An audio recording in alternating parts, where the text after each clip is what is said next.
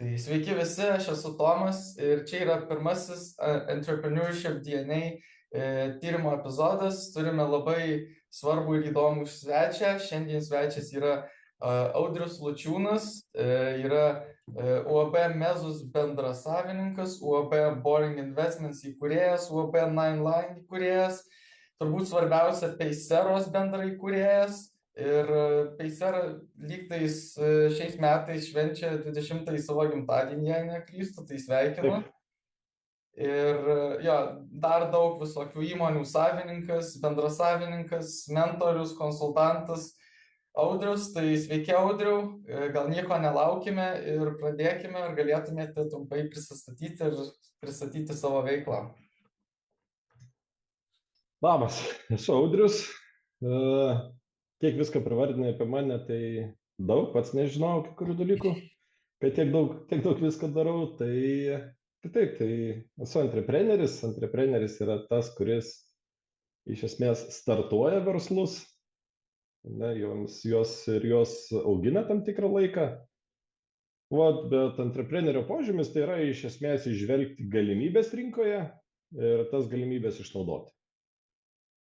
Tai man tas, manau, kad sekasi pakankamai gerai ir man tą labai patinka daryti. Dėl to ir tų veiklų tiek yra visokių ir skirtingų. Taip, tai dabar labai puikiai pradėjot apie apibrėžimą antreprenerio, tai ir norėčiau paklausyti, kuo skiriasi antrepreneris nuo tiesiog verslininko? Verslininkas, jeigu antrepreneris, tai mato tas galimybės ir jisai tas galimybės rinkoje siekia išnaudoti, tai yra jisai mato, kaip tenai gali gautis kažkokia veikla, nebūtinai jinai ten turi būti ten labai pelninga ir taip toliau, ir jisai duoda visam tam pradžią. Tai yra subūrė pirmąją komandą, sugalvoja, kaip viskas turėtų veikti ir startuoja. Tai va čia yra tas antreprenerystės momentas, tai yra sugebėti pritraukti reikalingus resursus visus ir įgyvendinti tą kilusią idėją. Verslininkas dažniau būna toksai asmuo, kuris tą veiklą tęsia.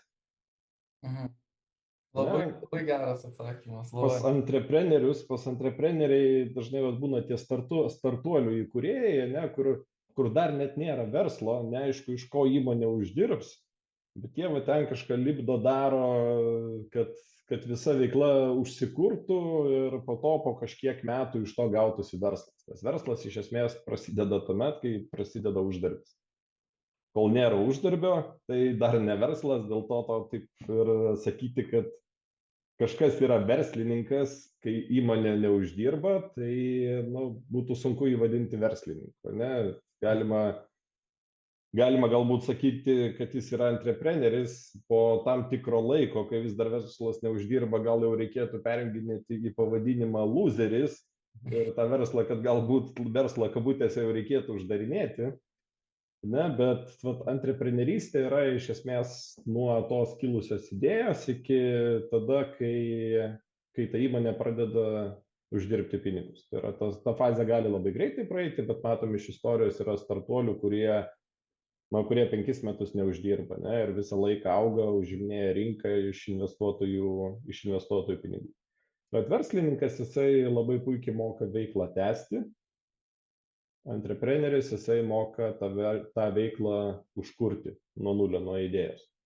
Tiksliai baigėsi vienas, prasideda kitas, tai irgi tokio nėra tikslaus apibrėžimo, nes ir verslai vienais metais gali būti pelningi, kitais metais gali būti nepelningi, bet dėl to nepersinginėja verslininkas atgal į antreprenerį, ar staiga ten antrepreneris vėl tampa verslininku.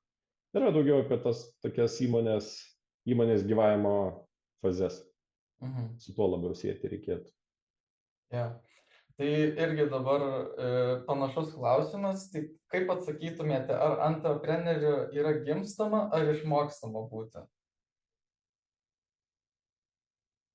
Manau, kad išmokti galima visko, tik tai kartais vieni dalykai sekasi lengviau, o kiti sunkiau. ne, tai tada tą esam linkę priskirti talentui. Paprastai, kai yra ten pas žmogų tam tikras talentas, jisai paima ir jam kažkas labai lengvai gaunasi. Tai man tas matyti, išvelgti galimybės rinkoje, man kažkaip yra paprasta. Ne, kai sako, ten nesugalvoju, kokiu čia verslu užsiimti, aš nesuprantu, nu, kaip galima nesugalvoti, kur pirštų baksteli, tenai yra galimybė. Tai, tai tam tikri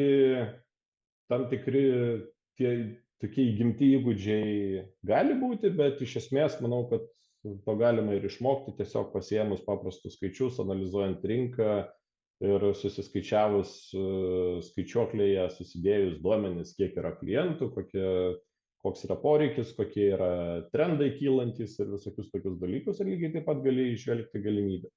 Vis tiek, kai kyla ta mintis, idėja, kad va čia yra galimybė, tas etapas su skaičiais vis tiek yra privalomas. Taip, tai irgi dar labai norėčiau pasidomėti, tai kokia jūsų istorija ir kada prasidėjo tas toks karjeros laiptelis, kada jūs žinojot, kad būsit antrapreneris ir kad vystysite verslus skirtingus ir užsiimsite tokia veikla. Kada žinojote, kad nebūsite kaip samdomas darbuotojas, pavyzdžiui? To niekad nežinojau, tiesiog taip susidėliojo viskas ir po to tiesiog pradėjus galvoti apie tai, kaip kokios idėjos kildavo, tai tik tada pagalvoju, kad tam tikrų užuomazgų buvo, ne? Kai esi kaip žmogus, jaunas žmogus augi ir vystaisi, tai niekada taip nėra konkrečiai apibrėžta, savo susigalvojęs, kad būsiu būtinai tuo. Ne, kai kurie dalykai gaunasi tiesiog natūraliai, kai kurie sukritus tam tikroms palankioms aplinkybėms, esmė, kai tos aplinkybės atsiranda, ar jas išnaudoja ar ne. Tai aš kai tai perkratau galvoje, kokios mintis man buvo kilusios anksčiau kažkada, tai aš tą tokį paprastą pardavimą aš padariau gal 13 ar 14 metų tokio amžiaus, kai nuvažiavau ten mokykla, kurioje mokiausi, bendradarbiavo su mokykla Vokietijoje ir tiesiog būdavo ten taip, kad pavasarį atvažiuoja vokiečių moksleiviai pas mus, o mes važiuodavom į Vokietiją rudenį iš mokyklos. Ir per vieną tokį išvažiavimą aš tiesiog pamačiau Vokietijos parduotuviai įrašomus kompaktinius diskus ženkliai mažesnė kaina nei Lietuvoje. Ir aš jau tuomet ten kiek pinigų turėjau, tiek nusipirkau, berods 20 vienetų. Ir tuomet juos parsivežiau į Lietuvą ir per skelbimus pardaviau už gal 3 kartus didesnę kainą. Ir tai vis tiek dar buvo ženkliai pigiau, nei jie kainavo Lietuvoje. Tai va toksai paprastas variantas, kai matai kažką parduotuviai, pamačiau ten būdamas 13-mečių kažką pigiau parduotuviai, nupirkau, žinojau, kiek Lietuvoje tas dalykas kainuoja, atvežiau, įdėjau skelbimą ir ten per savaitę pardaviau. Tai va tokia pradžia buvo labai, labai paprasta, ne, tačiau tas ir yra. Pamačiau galimybę ir ją išnaudojau. Kad ją išnaudoti, tai man reikėjo atsidurti Vokietijai, dar reikėjo turėti pinigų tam dalykui, tai yra resursų, ir po to prisimti tą riziką, kad kol aš grįšiu, Lietuvoje netpigs tie kompaktiniai diskai įrašomi iki tokios pačios kainos kaip Vokietijai. Ir žinoma, Lietuvoje atpigo, bet atpigo po kelių mėnesių. Va, tai tokia pradžia ir po to viskas taip po truputėlį ir dėliojosi. Samdomų darbuotojų aš dirbau berods iki 24 ar 25 metų. O ką dirbote? Dirbau programuotoju iš pačioj pradžioje valstybinėje įstaigoje, dar studentų būdamas dirbau kompiuterių priežiūrą tiesiog, po to ten pat jau po studijų programuotojų, tuomet informacinių technologijų skyriaus vadovų, tuomet perėjau į IT kompaniją Blue Bridge, tenai dirbau IT security, informacinių technologijų saugumo specialistų, ir ten mano pareigos būdavo, tai aš turėdavau išlaužti kitų įmonių tinklus ir sistemas legaliu būdu, ir parašyti ataskaitą, padaryti, kaip hakeriai gali įsilaužti į tų įmonių sistemas ir tenai pakeisti. Kažką sugadinti, pakeisti ir taip toliau. Tai mano tas toksai išsilavinimas man visada buvo įdomi technologinė pusė, bet gyvenimas, tas potraukis, jisai vis tik nuvedė link entreprenerystės. Ja, tai irgi minėjote, kad jums, pavyzdžiui, pastebėti tuos opportunities ir panašiai labai lengva. E, o kokie, pavyzdžiui, kokios savybės galbūt trukdo arba kokie dalykai galbūt jums buvo sunkiausi versluose? Tai visada nesėkmės yra sunkios, ne? Kaip pavyzdys, ir tos nesėkmės nebūtinai tokios susijusios, kad pats kažką ne taip padarai, bet pavyzdžiui, rinka dar nėra pasiruošusi tam, ką darai. Kai mes kažkada sugalvojom Pacerą, ne, tai nuo pat pradžių Pacera dar nebuvo tokia įmonė, kaip jinai yra dabar. Jinai iš pradžių jos idėja buvo tiesiog daryti internete projektus, iš kurių būtų galima uždirbti. Tai vienas pirmųjų projektų buvo elektroninio parašo projektas Lietuvoje. Ir tai buvo 2007 ar 2008 metais mes tokį projektą paleidom. Tuomet dar atsimenu spaudos konferenciją, apie tai buvo, nes buvo visiems labai įdomu ir suvažiavo daug žurnalistų apie tai išgirsti, per žinias po to rodė, kaip tokį projektą paleidom. Bet tam rinka buvo visiškai nepasiruošusi.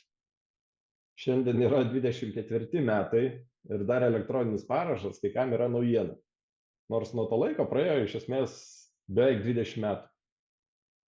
Nu, toksai laikas. Tai va tada tokiais atvejais būna, kad įdedi daug pastangų ir supranti, kad iš to nieko nesigaus, nes tiesiog turi mokinti rinką, užsiimti jo švietimu, tai be galo yra brangu tiek pinigais, tiek laiku.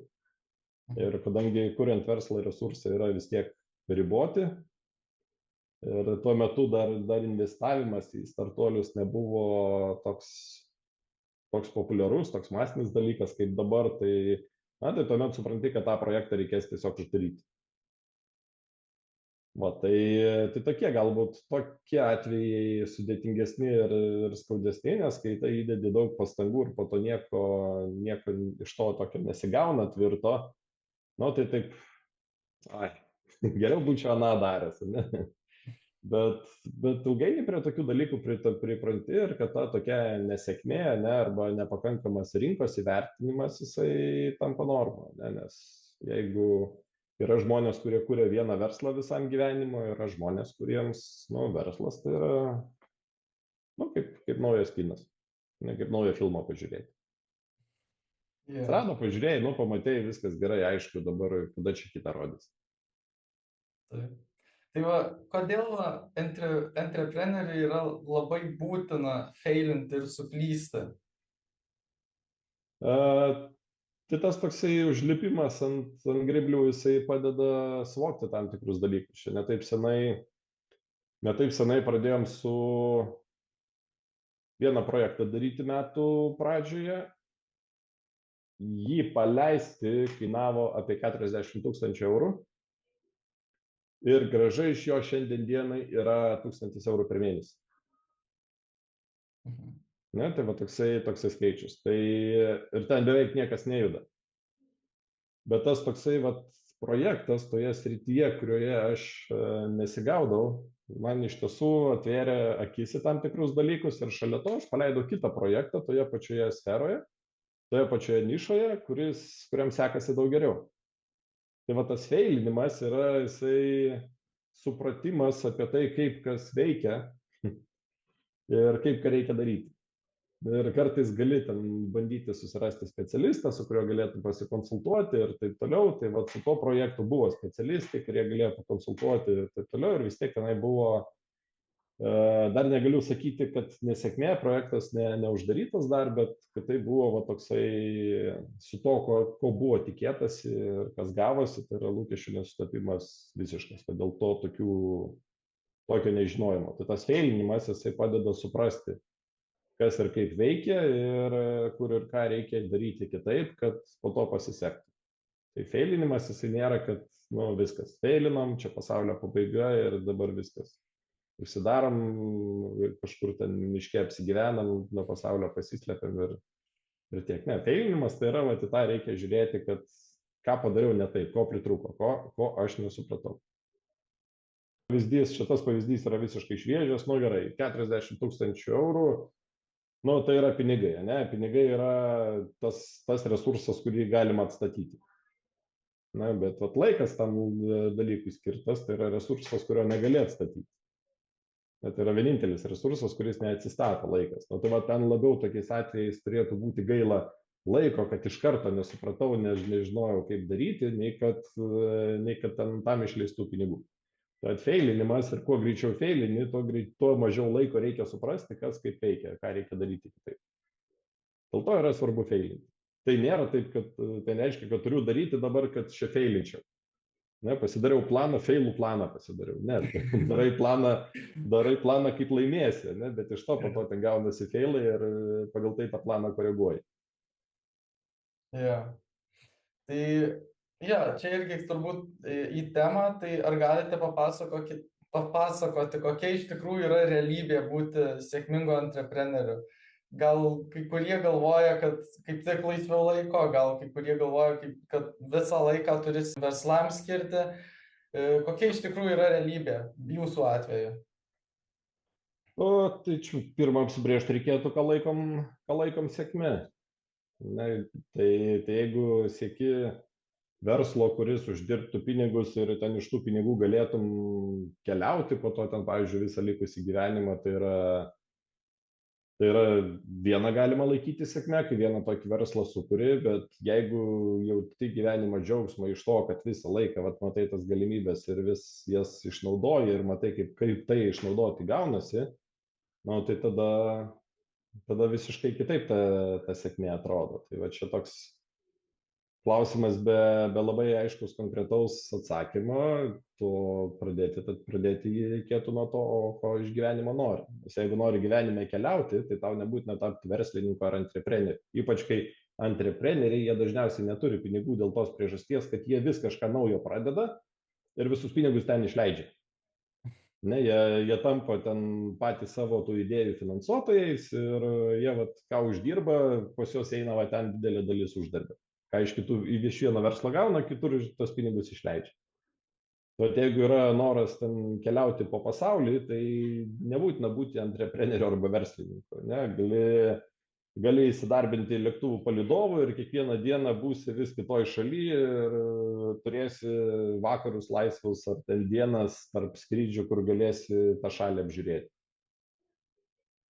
Tai antreprenerystė arba buvimas verslininku tai yra šiek tiek kitokie lūkesčiai turėtų būti. Ne? Tai pradedant tuo, kad kažką sukursi naujo, įdomaus pasaulyje ir kad tai bus žmonėms reikalinga. Nuo to kampo reikėtų pradėti žiūrėti, tada galėti pradėti apie tą antreprenerystę. Būti verslininku irgi nebūtinai tai turi būti kažkas sudėtingo, jeigu tavo buvimas verslininkų tikslas tai yra uždirbti pinigų. Taip, tai pirmiausia, svarbiausia yra kaip kurti vertę žmonėm. Galvoti apie apsispręsti pačiam, ko nori, o tuomet taip, jeigu tai, ką darai, niekam nereikia, tai pasidarysi savo. Taip. Tai irgi ant LinkedIno bio, tai jūs esate pasirašęs vieną žodį – įgyvendintojas. Tai ar galite pakomentuoti? Aš ten kažkaip eksperimentavau kažkada su LinkedInu ir su LinkedIno paieška, tai buvau pasirašęs ir daugiau skirtingų dalykų, bet po to pabaigoje apsistojau ties būtent tuo žodžiu įgyvendintojas, kad man tas yra įdomu, ne, kad ten įdomu ne tik ten sugalvoti, bet ir tą dalyką paleisti įgyvendinti. Ir įgyvendinimas dažnai yra turbūt sudėtingiausias procesas iš visų tų, nes labai daug žmonių turi idėjų, ne, dirbtinio intelekto šitie kalbos modeliai, jie tas idėjas dar gali irgi pageneruoti, pavystyti, tai idėja jinai senai nebėra tokia kaip vertė verslo pasaulyje, tai iš esmės įgyvendinimas yra tas sudėtingesnis dalykas, kad kai tu turi idėją, tai tuomet kaip ją paversti kažkuo veikiančiu. Kai jau paverti kažko veikiančiu ir sudėlioji procesus, sudėlioji visą struktūrą ir taip toliau, tai vėl yra kur kas lengvesnis etapas nei visko įgyvendinimas. Dėl to ten, pavyzdžiui, didelių įmonių vadovai, jie išėję neturėdami kitokio darbo patirties, kaip po tik tai vadovavimo, patiems vadovavimas nebūnant savininkais verslo, jie išeina kurti savo verslo ir jiems nepasiseka, jie feilina. Tai yra dėl to, kad jie dirbdami įmonėse didelėse, jie atėjo į tokią struktūrą, kur jau viskas sudėliota, viskas veikia ir iš esmės reikia užsiimti priežiūrą plus tam tikrais patobulinimais. O kai išeina į savo verslo kūrimą, ten viskas visiškai kitaip veikia, nes ten nieko nėra ir viską turi pastatyti pats. Čia kaip ateini į namą ir gyveni, kurį pastatė kažkas ir viskas smagu ir po to stataisi namą pats savo, kuriame planuoji gyventi. Vat kažkaip tas pirmas namas, tas bandymas pasistatyti nebūtinai jisai gaunas. Bet man tas įgyvendinimo etapas, man jis yra įdomus, svarbus ir dėl to LinkedIn'e taip ir užrašiau. Aš esu pastebėjęs, kad vienas projektas į pabaigą, aš jau pradedu klibinti sekantį. Supratau. Tai irgi dar, jeigu apie klaidas kalbant, tai kokias klaidas dabar pastebėjote, kad jauni antrepreneriai daro, kai, sakykime, dabar kuria verslus arba startuolius, kokias dažniausiai klaidas pastebite, jeigu pastebite? Tai va tas neįvertinimas, manimas, kad idėja yra viskas ir kad čia dabar uždėjo investuotojai čia prineš krūvas pinigų duos už tai, kad labai čia gerą idėją jie turi ir čia jos visiems reikia. Bet šitoje vietoje man yra įstrigęs toks Mike'o Tysono posakis, kad visi turi planą, iki kol gauna pirmą smūgį į veidą. Mike'as Tysonas, boksininkas, pakankamai gerai žinomas ir jisai va taip apibūdino savo priešininkus, kurie planavo eidami į ringą prieš jį laimėti. Tai lygiai tas pats yra su rinka, kad tu turi planą, kol toje rinkoje neatsiduri ir ta rinka nepasako ne, ar taip netinka, taip mums nereikia. Jeigu kažkas įsivaizduoja, kad gali rinką valdyti ir pakeisti, tai va čia dažnai tas įsivaizdavimas būna pas tos pradedančius jaunus verslininkus, kad jie čia ateis ir jos čia visus iš rankų jiems lups, ką jie čia sugalvojo ir viskas šiandien bus gerai. Investuotojai žino, kad taip nėra ir ta tokia iliuzija, jinai yra rizikinga. Dėl to ir yra tiek daug startuolių užsidarančių, iš esmės, kad yra neįvertinamos rinkos galimybės. Okay. Tai irgi tada giliau, tai kokias savybės turi ir kokių trūksta šitiem naujiem antrepreneriam? Tai tiesiog analizės ir pasitestavimo. Kad ta idėja, jie dažnai būna taip sužavėti savo idėją, kad jie ignoruoja tam tikrus faktus, tam tikrus požymius rinkoje. Kad gal idėja ir labai gera, gal produktas ir labai fainas, bet už jį niekas nenorės mokėti. Tai tuomet produktas už nemokamai, kiek laiko jisai gyvuos. Taip. O kaip, pavyzdžiui, jūs rasdavote idėjas ir kaip jas testavote? Tai ne visą laiką tie tokie testai daromi, jeigu idėja yra tame sektoriuje arba toje nišoje, kuri jau yra veikianti, tai iš esmės nėra ką testuoti. Gali sugalvoti naują alų. Tai ką į ten testuoti, nes alaus ten suvartojimą mes galim paimti skaičius, pasižiūrėti ir įsivertinti. Ir matyti, kad ten rinka yra, tenai pinigų yra, žmonės už tai mielai moka ir ypač savaitgaliais ir vartoja. Tai ten testuoti nėra ką. Iš tiesų, tokią rinką turi imti ir daryti. O tuomet jau sugalvoti, kaip tą alų pristatyti, kad jo mėgėjai norėtų jį pabandyti. O ten, kur yra nauji dalykai visiškai, tai galima tą patį Facebooką pasinaudoti. Facebooko reklamomis. Pasimti 20 eurų, padaryti su kokia nors Canva reklamą savo būsimo produkto, įdėti į Facebooką ir pažiūrėti, o tas reklamas apskritai kas nors spaudžia ar ne. Tam išleidus 20 eurų pasiskaičiuoti, kad ta reklama buvo parodyta 1000 kartų ir vieną kartą kažkas paspaudė ir išėjo iš to puslapio po pusę sekundės. Reiškia, kad į tą reklamą, ką joje rodote, savo produktą, savo idėją, jinai yra niekam neįdomi, o tas vienas paspaudimas tai iš tiesų buvo botas internete, kuris tiesiog nusiurbinėja duomenys iš jūsų puslapių ir pagal tą jūsų reklamą dar pakliuvo į jūsų puslapį. Čia toks pats paprasčiausias nebrangus būdas testuotis naujus produktus ir pasitikrinti, kaip į tai reaguotų. Tokiu būdu ir tą patį minėtą alų, ne, jeigu ten svilosit, nežinau, alų su nors, nežinau, alų be putų, ne? Ar jisai toksai apskritai bus įdomus ar ne? Tai, žinoma, per Facebook alaus reklamos nepaleisit, bet kažkokio kito produkto tokiu būdu gali pasitikrinti už pigiai ir pamatyti, ar tai apskritai kažkam yra įdomu. Tai irgi tada dar apie opportunistic mindset, tai kaip tą galima lavinti, kaip galima lavinti tą tokį mindset, kuris leidžia pamatyti skirtingas galimybės ir įžvelgti potencialą, kur paprastas žmogus negali įžvelgti. Aš manau, kad galimybės mato dauguma žmonių, bet ko jie neprisima, tai yra su tuo susijusios rizikos.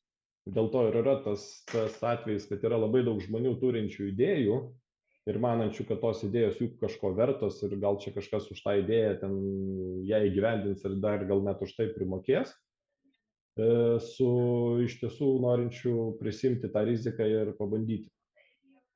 Dėl to ir yra, kad pamatyti galimybę ją įžvelgti yra pakankamai paprasta, bet iš to padaryti kažką veikiančio yra kur kas sudėtingiau. Dėl to, jeigu jūs turėsit idėją ir tą idėjos jos neįgyvendinsit, tai jos vertė iš esmės yra nulinė. Nes kai rinkoje susiklosto kažkokiam produktui palankios aplinkybės, tai dažnai būna taip, kad ne pas vieną žmogų ta idėja kyla. Tai jeigu ne jūs, tai kažkas padarys kitas. Gal ne dabar, gal po pusės metų, gal po metų, gal jau daro. Nes rinkoje atsirado galimybės ir ne vienas žmogus tai pamatė ir kažkas pradėjo daryti, kažkas ne. Jeigu jūs savo tą kilusią idėją įgyvendinsit prastai, tai toks verslas, jisai, pavyzdžiui, gali kainuoti 10 000 eurų. Jeigu idėją įgyvendinsit vidutiniškai, tai toksai verslas jau galėtų kainuoti, pavyzdžiui, 100 000 eurų. Ne, nors laiptelis, taip žiūrim, prastai, lipam per vieną laiptelį vidutiniškai, tačiau verslo vertė jinai gali didėti 10 kartų. O jeigu tą idėją įgyvendinsit gerai, arba labai gerai, tai yra lipam dar per vieną laiptelį viršų. Tai tokio verslo vertė gali būti 10 milijonų. Tai vat nuo to, kaip įgyvendinsit tą pačią idėją, skirtumas gali būti labai daug kartų, kad jeigu ten prastai įgyvendinta idėja 10 000 eurų verslas ir labai gerai įgyvendinta idėja 100 milijonų, abiem atvejais tai gali būti tiesa, nes viskas priklausys nuo to, kaip įgyvendinti. Dėl to manau, kad idėjas arba tas galimybės išvelgti galinčių yra daug žmonių, bet prisimti riziką tai yra pagrindinis stabdis jiems. Tas rizikos prisėmimas. Taip. O tai koks jūsų, pavyzdžiui, lifestyle? Ką veikiate laisvu laiku, kas galbūt atsispindi versle? Sakykime, jeigu sportuojate, tai daug kas sportuoja komandinius sportus, jie labai gerai moka vesti komandą į priekį, yra natūralūs lyderiai ir panašiai. Tai gal turit savo pavyzdį kažką, ką laisvalaikiu veikit, kas transliuojasi į verslumą? Aš savanoriškai treniruoju vaikų krepšinio komandą. Ne, tai pats kartais krepšinį pažaidžiu, bet man laisvalaikis tai iš esmės dažnai yra susijęs su technologijomis, man įdomu be galo technologijos, nors aš iš jų ir nėra mano veikla susijusi su tuo tiesiogiai, arba pajamos iš to gaunamos. Bet man įdomus nauji įrankiai, tai tas pats dirbtinis intelektas, kai atsirado, tai aš jį naudoti pradėjau jau kitą dieną. Nes aš pamačiau kažkur spaudoj, kad atsirado toksai produktas, iš karto užsiregistravau, prisijungiau ir buvau, o, wow. Na, tai kai ten Lietuvoje pradėjo kalbėti apie dirbtinį intelektą, ta banga atėjo iki Lietuvos, man jau tai buvo nuobodu, nebeįdomu, nes aš jau ten buvau viską išsibandęs. Vat mano laisvalaikis yra susijęs su technologijomis ir kad visiškai prie kompo neužsisidėčiau, tai vat užsiemu tokia veikla, kad treniruoju vaikų krepšinio komandą ir lyginant tai, ką gali daryti versle ir ko negali daryti su vaikais, tai versle, pavyzdžiui, kadangi pats samdai žmonės, už tai prisėmė atsakomybę ir už jų pakeitimą, jeigu jie kažko negali atlikti, padaryti, tinginiauja ir taip toliau, tai versle yra numatyta galimybė atsisveikinti su tokiais darbuotojais arba partneriais. Kai treniruoji vaikų komandą, tai jie atėjo į klubą, užsirašė ir iš esmės komandoje turi tokius vaikus, kokius turi. Na, tada tai keičia požiūrį į tai, kad kaip galėtum laimėti sekančias varžybas su tuo, kuo turi, nekeisdamas komandos sudėties. Kai esi versle, kartais tas sprendimas būna labai paprastas, kad gali keisti komandą ir iš to gauti greitesnius rezultatus. Bet su tokiu treniravimu tos tokios laisvės nebelieka. Turi išmokti prisitaikyti prie to, ką turi. Supratau. Tai dabar taip apibendrinimui, tai jau daug savybių kaip ir išvardinom, bet kokias galėtumėte kelias savybės išryškinti, kurios yra svarbiausios entrepreneriui? Tai, manau, tas nebijojimas rizikuoti ir atsakomybės prisėmimas. Tas nebijojimas rizikuoti yra susijęs su tuo, kad apskritai galėtume išjudėti iš idėjos fazės, o atsakomybės prisėmimas, tai kad jeigu feilini, tai ne kažkas feilina, ne, o tu feilini. Tu, kuris pradėjai, tu, kuris darėjai, tu, kuris planavai ir kažko nenumatėjai arba kažką praleidai. Tai šitos dvi savybės yra svarbios. Trečioji turbūt būtų ta, kad neužsiimti savigraužą po to feilinimo. Ne, kad feilas tai yra iš tiesų nauja galimybė. Tad aš sakyčiau, tokie trys dalykai svarbus, kad ta antreprenerystė jinai būtų sėkminga. Kilo idėja, nebijai jau užsiimti, jeigu feilinai, nieko tokio, dar žiūrim, ką pakoreguojam, judant toliau. Tai daugiau kažko, nes visa kita, ten resursų turėjimas, investicijų pritraukimas, jisai jau čia iš paskos ateina. Tai taip, jau matau, laikas kaip ir į pabaigą darosi, jau Zoomas rašo, kad už 10 minučių bus mokama sesija. Tai žodžiu, labai ačiū, kad dalyvavote čia tokio kaip apklausoje, kaip podcast'e, nežinau kaip čia pavadinti. Ir taip, atsisveikinu ir su žiūrovais ir viso gero. Nebent dar palinkėjimą kažkokį turi. Ja, jeigu žiūrovai nori kažką daugiau tokio matyti, tai aš LinkedIn'e kartais nuo karto parašau iš tų tokių antreprenerystės temų. Dažnai tai rašau ne tik, kad tai būtų susiję iš verslo pusės, bet ir iš darbuotojo arba komandos nario pusės, kaip tai galėtų atrodyti. Tai dėl to kartais tie įrašai, jie nebūna tokie vienpusiai, kad jeigu aš dabar verslininkas, tai čia dabar kalbėsiu tik iš to kaip verslininkas. Ne, aš stengiuosi rašyti iš abiejų pusių, tai net jeigu neužsiemat verslu, nesat antrepreneris, tai ten taip pat kartais galite rasti įdomių įrašų. Kodėl jie įdomus, tai matau pagal įvertinimų skaičių sprendžiu. Ne, mūsų statistiką žiūriu duomenis. Ne pats galvoju. Tai jeigu norite, galite, ta tema įdomi, galite mane LinkedIn'e pasiekti, susirasti ir kartais turėti socialiniuose tinkluose su tuo susijusią pramogą, o ne tik rimtus dalykus, vadovėlius ar paskaitas kažkur. Taip, tai nuoroda bus aprašyme. Visada norėjau tai padaryti.